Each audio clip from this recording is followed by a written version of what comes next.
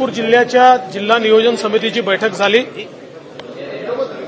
जो काही जिल्ह्याचं मागच्या वर्षीचं नियोजन आहे त्याचा आढावा आम्ही घेतला। पुढच्या वर्षीचं काय नियोजन करायचं त्या संदर्भात चर्चा केली। एकूणच जे काही निधी वितरित केला आहे त्याच्यामध्ये खर्चाची परिस्थिती समाधानकारक आहे। काही नवीन योजना हातामध्ये घेऊन विशेषतः जे पाणंद रस्ते आहेत ते आपल्याला कसे करता येतील या संदर्भातली नवीन योजना आम्ही आता कार्यान्वित करण्याचा प्रयत्न करतो आहोत। आणि जो काही एक निर्णय आपण घेतला होता की प्रत्येक जिल्ह्याचा डिस्ट्रिक्ट स्ट्रॅटेजिक प्लॅन तयार करायचा, तर नागपूर जिल्ह्याचा डिस्ट्रिक्ट स्ट्रॅटेजिक प्लॅन हा Indian institute of management Nagpur यांच्यासोबत तयार करण्यात आला। आज त्याचंही प्रेझेंटेशन झालं।